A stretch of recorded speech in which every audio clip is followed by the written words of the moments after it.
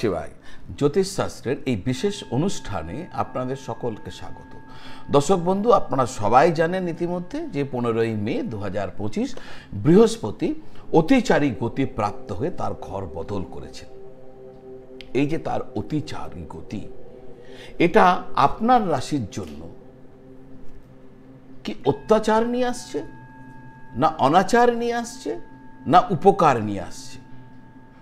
আজকে এই বিষয়ে আপনাদের সামনে আমি কিছু তথ্য রাখতে চলেছি। বৃহস্পতির অতিচারী গতি আপনারা যারা মেষ রাশির মানুষজন আছেন আপনাদের জন্য কি পরিণাম নিয়ে আসছে। দর্শক বন্ধু, ইতিহাসের দিকে যদি চোখ রাখা যায় তাহলে দেখা যাবে যখন যখন বৃহস্পতি গ্রহ অতিচারী গতি প্রাপ্ত হয়েছে তখন তখন পৃথিবীতে কোনো না কোনো যুদ্ধ, কোনো না কোনো মহামারী, কোনো না কোনো দুর্ভোগ দুর্ঘটনা সেটি কিন্তু দেখা গেছে। প্রথম বিশ্বযুদ্ধ 1914 থেকে 1998 সালের মধ্যে অনুষ্ঠিত হয়েছিল। দ্বিতীয় বিশ্বযুদ্ধ 1939 থেকে 1945 সালের মধ্যে অনুষ্ঠিত হয়েছিল।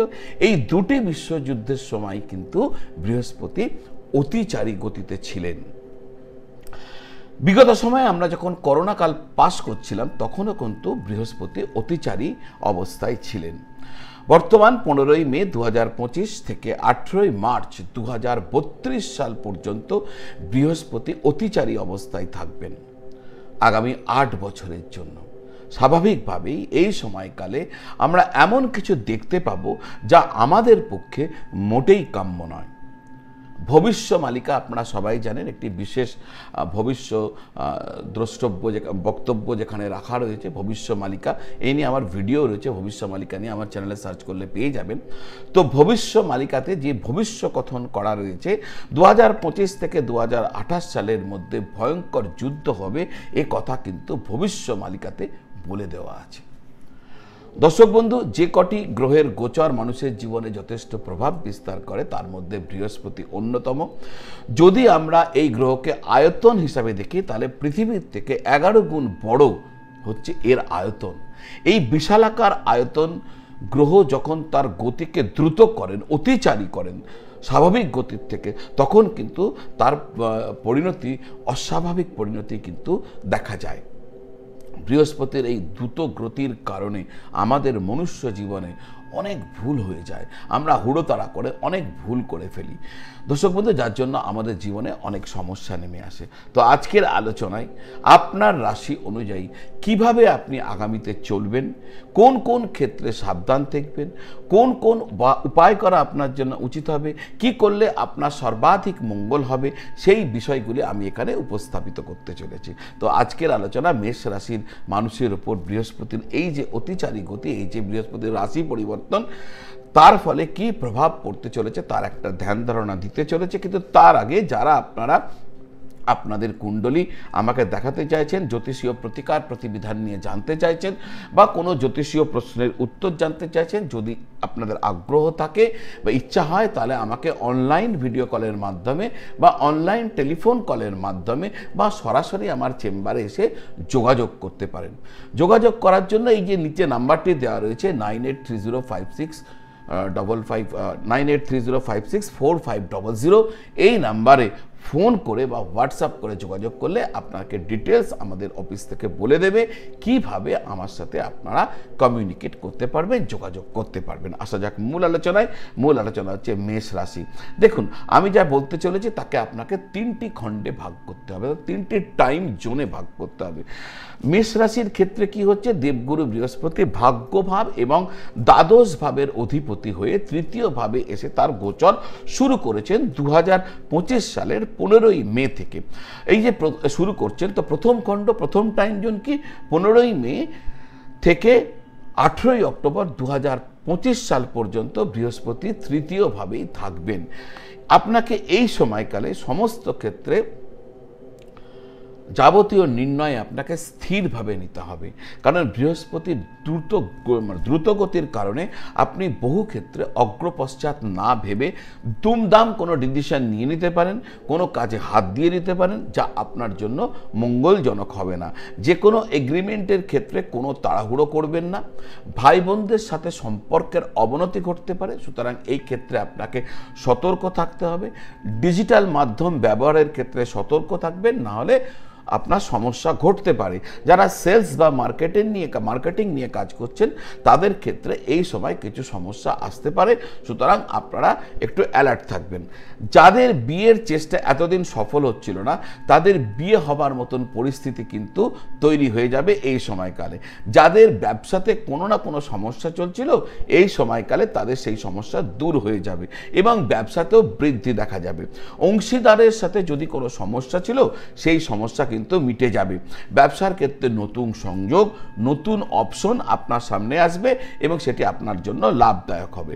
আপনার রাশির দশম স্থানে বৃহস্পতির দৃষ্টি পড়ার কারণে, আপনার রাশির দশম স্থানে বৃহস্পতির পঞ্চম দৃষ্টি পড়ার কারণে ক্যারিয়ারের ক্ষেত্রে কিন্তু আপনাকে যথেষ্ট আপনি লাভ পেতে পারেন। একাদশভাবে বৃহস্পতির পূর্ণ দৃষ্টির কারণে আপনার বিভিন্ন ক্ষেত্রে লাভ ঘটবে। আপনার আয় বৃদ্ধির যোগ কিন্তু নিশ্চিতভাবে এই সময়কালে দেখা যায়। আপনার বড় ভাইয়ের থেকে আপনি কোনোভাবে লাভান্বিত হতে পারেন। এছাড়াও সোশ্যাল সার্কেল থেকে আপনি কোনো না কোনোভাবে লাভান্বিত হতে পারেন। এবার একটা জিনিস মনে রাখবেন, এই যে বিষয়গুলি এর যে সময় বললাম, এটা প্রথম টাইম জোন 15ই মে থেকে 18ই অক্টোবর পর্যন্ত। দ্বিতীয় টাইম জোন হচ্ছে 18ই অক্টোবর 2025 থেকে 5 ডিসেম্বর 2025। এই সময় বৃহস্পতি আপনার তৃতীয় ঘর থেকে চতুর্থ ঘরে গিয়ে প্রবেশ করবেন।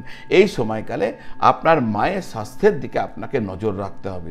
কোনো প্রপার্টি এই সময় কিনবেন না বা বিক্রয় করবেন না। যারা বাড়ি গাড়ি কিনবেন ভাবছিলেন, এই সময়টাকে অ্যাভয়েড করবেন, যেহেতু অষ্টমভাবে বৃহস্পতির দৃষ্টি এসে পড়বে এই সময়কালে। ফলে পৈতৃক সম্পত্তি নিয়ে যদি কোনো বাদ বিবাদ ছিল বা ভোগ হচ্ছিল, সেটার কিন্তু সমাধান হয়ে যেতে পারে। আপনার দুশ্চিন্তা এই সময়কালে কম হবে। আপনার মন অকাল্ট সায়েন্সের প্রতি বাড়তে পারে, আপনার আগ্রহ রুচি অকাল্ট সায়েন্সের প্রতি বাড়তে পারে। অকাল্ট সায়েন্স মানে কি? জ্যোতিষ, তন্ত্র, মন্ত্র, আধ্যাত্মিকতা ইত্যাদি ইত্যাদি। চতুর্থ ভাব থেকে বৃহস্পতির নবম দৃষ্টি পড়বে দ্বাদশ ভাবের উপর। সুতরাং যারা বিদেশ কেন্দ্রিক কোনো কাজকর্ম করছেন বা বিদেশে গিয়ে কাজকর্ম করতে চাইছেন বা বিদেশি সংস্থার সাথে কাজকর্ম করছেন, তারা কিন্তু এই সময়কালে যথেষ্ট লাভবান হবেন। এই সময়কালে স্থান পরিবর্তনের যোগ দেখা যায়। ফলে হতে পারে কর্মক্ষেত্রের কারণে বা অন্য যে কোনো কারণে আপনাকে বর্তমান স্থান ছেড়ে দিয়ে অন্য স্থানে গিয়ে থাকতে হতে পারে। এবার আসছে তৃতীয় টাইম জোন। আমি বলেছি 3টে টাইম জোনেকে ভাঙা হচ্ছে 3টে সময়খণ্ডে। তৃতীয় সময়কাল হচ্ছে 5 ডিসেম্বর 2025 থেকে 2 জুন 2026। এই সময় বৃহস্পতি বক্রী হয়ে আবার পেছনে চলে যাবেন, অর্থাৎ তিনি প্রথমে যেখান থেকে তার গোচর শুরু করেছিলেন সেই রাশি অর্থাৎ মিথুন রাশিতে তিনি চলে যাবেন।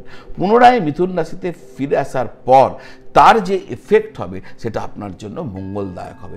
এই যে বৃহস্পতি দুমদাম করে একটু অতিচারী অবস্থায় একটু দ্রুত গতিতে আর এক জায়গায় চলে গেছিলেন, ফলে যে কাজগুলো হুড়োতাড়ার জন্য সম্পন্ন হয়নি, যে কাজগুলোতে ভুল হয়ে গেছিল, এই সময়গুলোতে কিন্তু এই যে ব্যাক করে এসেছেন, এবার কিন্তু সেগুলো ঠিক হবে এবং আপনি সেখান থেকে লাভ পাবেন। আপনার কনফিডেন্স বৃদ্ধি পাবে। যারা মার্কেটিংয়ে রয়েছেন, সেলসে রয়েছেন, আইটি সেক্টরে রয়েছেন, সফটওয়্যার কেন্দ্রিক কোনো কাজে রয়েছেন, খেলাধুলার সাথে যুক্ত রয়েছেন, স্পোর্টস ম্যানেজমেন্টে রয়েছেন, আপনাদের সময় অনুকূল হতে চলেছে এই সময়কালে ভাগ্য আপনার বৃদ্ধি পাবে এবং সমস্ত কাজে আপনি ভাগ্যের সহায়তা পাবেন। যারা চাকরিতে কোনো রকম বদল চাইছিলেন, ট্রান্সফার চাইছিলেন, তারা প্রয়াস করলে এই সময়কালে বদল হওয়া সম্ভব হতে পারে। এবার আসা যাক, এই যে আমি ভালো ভালো কথা বললাম বা যেখানে অসুবিধার কথা বললাম, সেগুলি কি সবই আপনার জীবনে ঘটবে? যদি এই প্রশ্ন আপনি রাখেন, তাহলে এর উত্তর হচ্ছে এর পুরো অ্যাকুরেসি লেভেল নির্ভর করবে আপনার কুণ্ডলিতে বৃহস্পতির বলবত্তার উপর। আর জন্মকুণ্ডলিতে বৃহস্পতি আপনার কেমন, জন্মকুণ্ডলী গ্রহ সন্নিবেশ কেমন, কোন দশা মহাদশা বর্তমানে আপনার চলছে, তার উপর এর অ্যাকুরেসি লেভেল নির্ভর করবে। উপায় কি করবেন? দেখুন, কলিযুগের শ্রেষ্ঠতম উপায় হচ্ছে নাম জপ। মা পার্বতী ভগবান বিষ্ণু যখন সহস্রনাম পাঠ করছিলেন, সেই সময় পাঠ করার সময় তার যথেষ্ট দেরি হচ্ছিল। এদিকে ভগবান শিব মা পার্বতীকে তার প্রয়োজনে বারংবার ডাকছিলেন, কিন্তু যেহেতু মা পার্বতী বিষ্ণু সহস্রনাম পাঠ করছিলেন, ফলে তার বিলম্ব ঘটছিল। তার বিলম্ব দেখে ভগবান শিব মা পার্বতীকে বলেন, এত লম্বা লম্বা পাঠ করার কিছু দরকার নেই, শুধুমাত্র রাম নাম উচ্চারণ করলেই বিষ্ণু সহস্রনামের পাঠের পূর্ণ ফল পাওয়া সম্ভব হয়। তিনি বলেন, রাম রামেতি রামেতি রমে রামে মনোরমে সহস্রনাম তুল্যম রাম নাম বরাননে। এই যে মন্ত্র, রাম রামেতি রামেতি রমে রামে মনোরমে সহস্রনাম তুল্যম রাম নাম বরাননে, এইটুকু মনে রাখুন। শুধু এইটুকু নাম যদি জপ করতে পারেন, যদি নাও পারেন শুধুমাত্র রাম নাম জপ করতে পারেন, তাহলে কিন্তু এই কলিযুগে বিষ্ণু সহস্রনাম পাঠের সম্পূর্ণ ফল পাওয়া সম্ভব হয়। মা পার্বতীকে ভগবান শিব এই জ্ঞান দিয়েছিলেন। কলিযুগে মন্ত্র থেকে বহু শক্তিশালী এবং প্রভাবী হচ্ছে নাম জপ, তাই রাম নাম জপ হচ্ছে অত্যন্ত প্রভাবী এবং শ্রেষ্ঠ উপায়। এটা করলে যাদের বৃহস্পতি দুর্বল, তাদের বৃহস্পতির দুর্বলতা কেটে যাবে, বৃহস্পতি থেকে সুফল আপনারা প্রাপ্ত হবেন। তো আজ এই পর্যন্ত। কন্টেন্ট ভালো লাগলে যারা এখনো চ্যানেলটি সাবস্ক্রাইব করেননি, আমার বিনম্র নিবেদন চ্যানেলটি সাবস্ক্রাইব করে বেল আইকন প্রেস করে দেবেন। আত্মীয় বন্ধু বান্ধবদের সাথে এই ভিডিও শেয়ার করবেন, এই তথ্য তাদের কাজে লাগতে পারে। লাইক করবেন, কমেন্ট করবেন, আর আপনারা সকলে ভালো থাকবেন আর সকলকে খুব ভালো রাখবেন। নমঃ শিবায়।